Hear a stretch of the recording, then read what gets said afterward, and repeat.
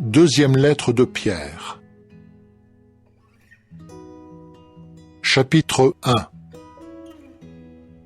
Simon-Pierre, esclave et apôtre de Jésus-Christ, à ceux qui ont obtenu une foi, c'est-à-dire le même privilège que nous, par la justice de notre Dieu et du Sauveur Jésus-Christ.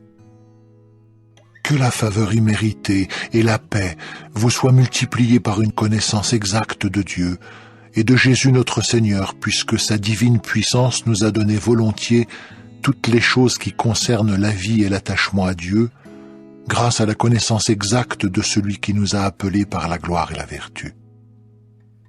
Par ces choses, il nous a donné volontiers les précieuses et très grandes promesses, afin que grâce à celle-ci vous puissiez devenir participants à la nature divine, ayant échappé à la corruption qui est dans le monde du fait des passions. Oui, pour cette raison même, déployant en retour tout effort sérieux, fournissez à votre foi la vertu, à votre vertu la connaissance, à votre connaissance la maîtrise de soi, à votre maîtrise de soi l'endurance, à votre endurance l'attachement à Dieu, à votre attachement à Dieu l'affection fraternelle, à votre affection fraternelle l'amour. Car si ces choses existent en vous et y abondent, elles vous empêcheront d'être soit inactifs, soit stériles concernant la connaissance exacte de notre Seigneur Jésus-Christ. Car si ces choses ne sont pas présentes en quelqu'un, il est aveugle, fermant les yeux à la lumière, et il a laissé tomber dans l'oubli la purification de ses péchés d'autrefois. C'est pourquoi, frères, faites d'autant plus tout votre possible pour vous assurer votre appel et votre choix. Car si vous continuez à faire ces choses, non, vous ne faillirez jamais. C'est ainsi, en effet, que vous sera richement fournie l'entrée dans le royaume éternel de notre Seigneur et Sauveur Jésus-Christ. C'est pourquoi je serai toujours disposé à vous rappeler ces choses, bien que vous les connaissiez et que vous soyez fermement établis dans la vérité qui est présente en vous.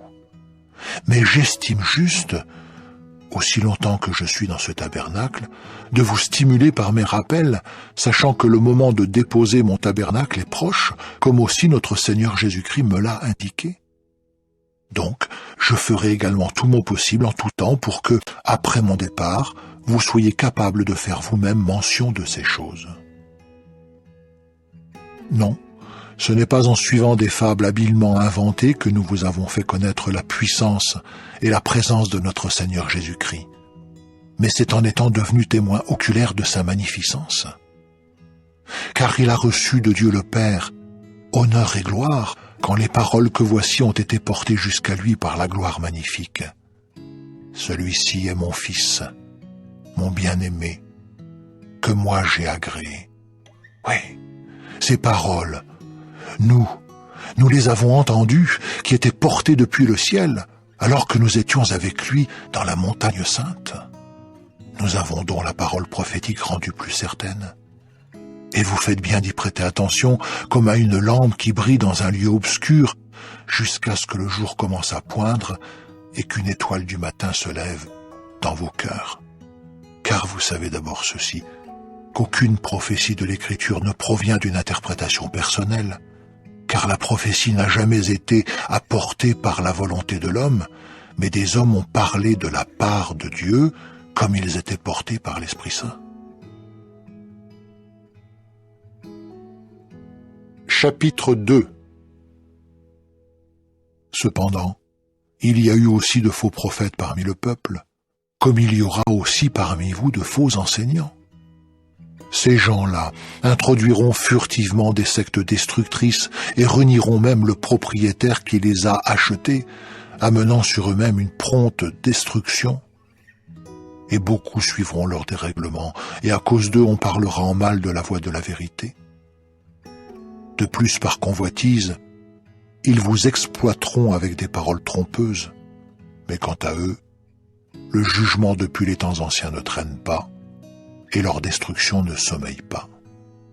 Oui, si Dieu ne s'est pas retenu de punir les anges qui avaient péché, mais en les jetant dans le Tartare les a livrés à des fosses d'obscurité profonde pour être réservés en vue du jugement, et s'il ne s'est pas retenu de punir un monde ancien, mais a préservé Noé, prédicateur de justice avec 7 autres, quand il a amené un déluge sur un monde d'impies. Et si en réduisant en cendres les villes de Sodome et de Gomorrhe, il les a condamnées, donnant aux impies un exemple de choses à venir, et s'il a délivré le juste Lot qu'affligeait grandement la conduite déréglée de ces gens qui bravaient la loi, car ce juste, parce qu'il voyait et entendait quand il habitait parmi eux, tourmentait de jour en jour son âme juste à cause de leurs actions illégales, c'est que Jéhovah sait délivrer de l'épreuve les hommes qui sont attachés à Dieu, mais réserver les injustes pour le jour du jugement, pour être retranchés. Ceux-là surtout, cependant, qui vont après la chair, avec le désir de la souiller, et qui méprisent la seigneurie. Audacieux, entêtés, ils ne tremblent pas à cause des glorieux, mais ils parlent en mal. Alors que des anges, bien qu'ils soient plus grands en force et en puissance, ne portent pas contre eux d'accusations en termes injurieux, ne le faisant pas par respect pour Jéhovah, mais ces hommes, comme des animaux dépourvus de raison et nés par nature pour être pris et détruits, oui, ceux-là, dans les choses qu'ils ignorent et dont ils parlent en mal, seront détruits dans leur propre voie de destruction, se faisant du tort comme salaire de leurs méfaits. Ils estiment plaisir la vie voluptueuse pendant la journée. Ce sont des tâches et des tares, des hommes qui se livrent avec délice à leurs enseignements trompeurs tout en faisant bonne chère avec vous. Ils ont les yeux pleins d'adultère et qui sont incapables de rompre avec le péché, et ils séduisent les âmes instables. Ils ont le cœur exercé à la convoitise. Ce sont des enfants maudits. Abandonnant le droit chemin, ils se sont égarés. Ils ont suivi le chemin de Balaam, le fils de Béor, qui a aimé le salaire du méfait, mais qui a reçu un blâme pour sa violation de ce qui était juste. Une bête de somme sans voix s'exprimant avec une voix d'homme a empêché l'action démente du prophète. Ces gens-là sont des sources sans eau et des brumes poussées par une tempête violente. L'obscurité des ténèbres leur a été réservée, car ils prononcent des paroles orgueilleuses et vaines.